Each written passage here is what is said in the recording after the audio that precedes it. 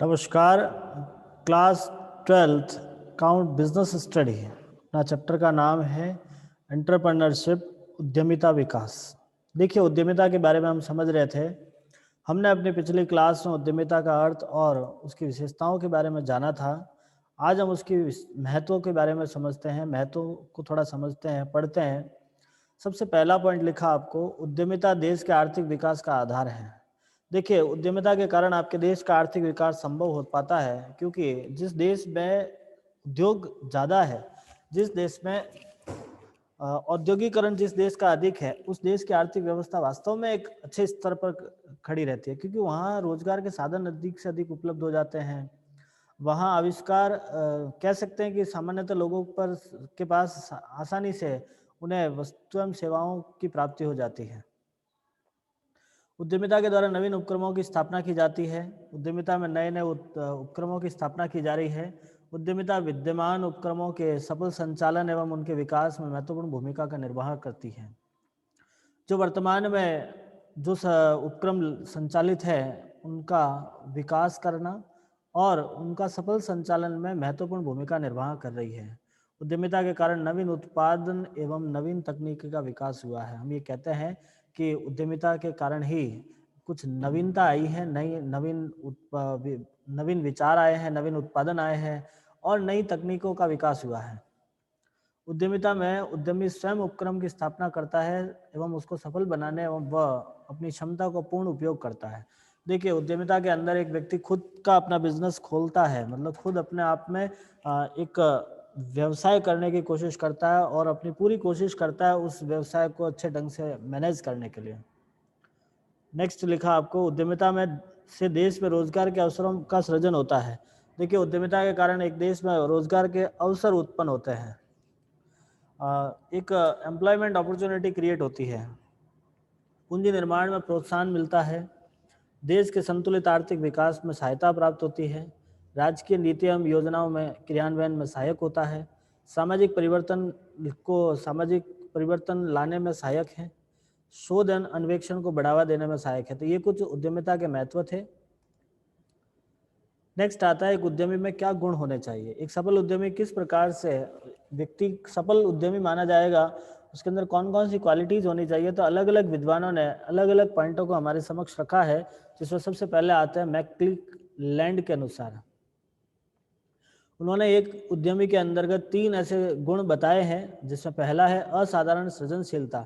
मतलब वो एक नॉर्मल व्यक्ति नहीं होना चाहिए, एक क्रिएटिव पर्सन होना चाहिए, जोखिम बयान करने की क्षमता होनी चाहिए उसके पास, सफलता प्राप्त करने की उच्च आकांक्षा होनी चाहिए। मतलब एक मन में इस प्रकार की डिजायर रखने वाला व्यक्ति होना चाहिए, जो हमेशा मन में यही सोचे कि मुझे अपनी सारी सक्सेस रिसीव करनी है। JB के अनुसार उन्होंने 4 ऐसे गुण बताए हैं, जिसमें पहला गुण बताया निर्णय क्षमता, एक डिसीजन मेकिंग व्यक्ति होना चाहिए, दृढ़ निश्चय, एक दृढ़ निश्चय करने वाला व्यक्ति होना चाहिए, व्यावसायिक ज्ञान, उसके पास बिजनेस का नॉलेज होना चाहिए, पर्यवेक्षण एवं प्रशासनिक क्षमता होनी चाहिए उसके पास, मतलब सुपरविजन एंड एडमिनिस्ट्रेटिव एफिशिएंसी उसके पास होनी चाहिए। जेम्स बर्ना के अनुसार संगठनात्मक एवं प्रशासनिक योग्यता होनी चाहिए। ऐसा व्यक्ति एक सफल उद्यमी कहलाएगा जिसके अंदर संगठनात्मक, मतलब आपके ऑर्गेनाइजेशनल और एडमिनिस्ट्रेटिव एबिलिटी होनी चाहिए उसके पास। नेक्स्ट आता है तकनीकी एवं व्यावसायिक ज्ञान होना चाहिए, उसे टेक्नोलॉजी और बिजनेस रिलेटेड नॉलेज होना चाहिए। इसके अलावा अवसरों के प्रति सजगता होनी चाहिए, मतलब जैसे ही कोई अपॉर्चुनिटी प्राप्त हो रही है तो उसको भुनाने की क्षमता होनी चाहिए उसके पास। परिवर्तनों को स्वीकार करने में रुचि होनी चाहिए, जो भी चेंजेज आ रहे हैं उसको एक्सेप्ट करने में इंटरेस्ट होना चाहिए।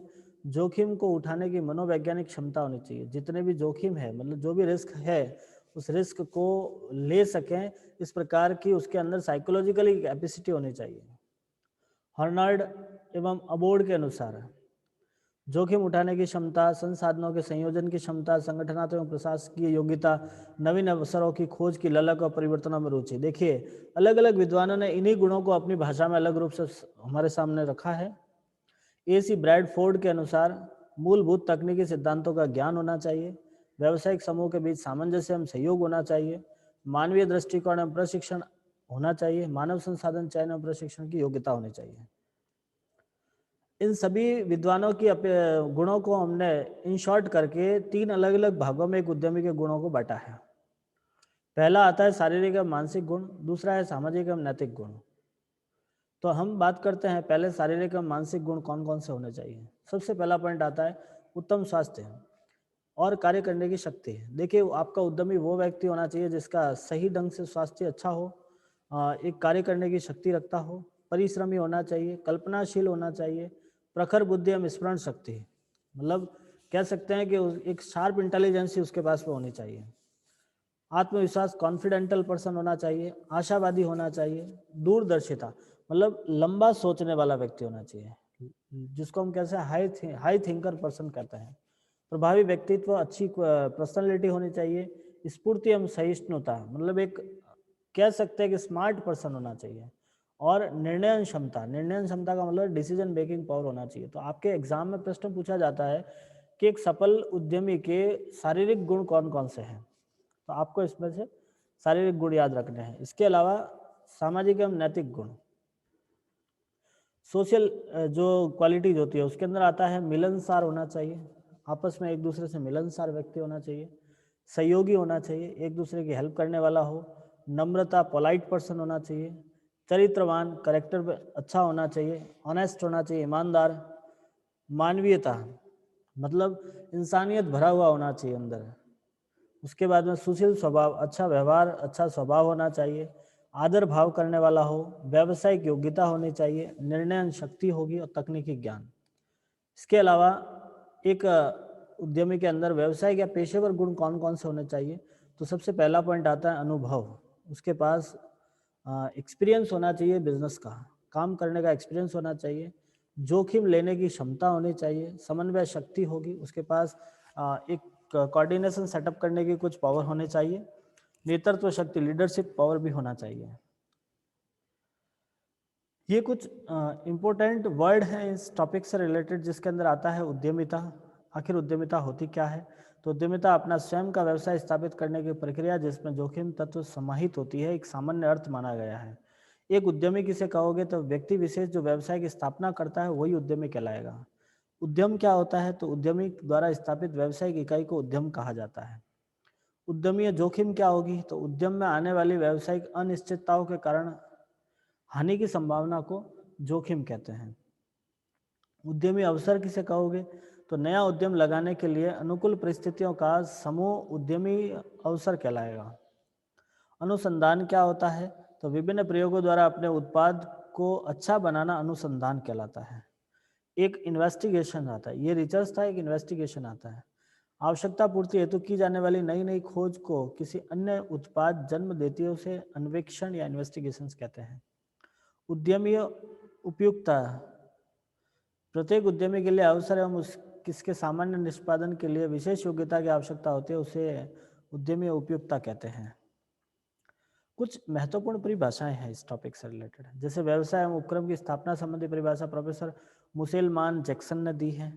उसके अलावा कार्य एवं क्रियाओं से संबंधित परिभाषाएं हैं। देखो, आपको एज इट इज परिभाषा यूं कि यूं याद नहीं करनी है।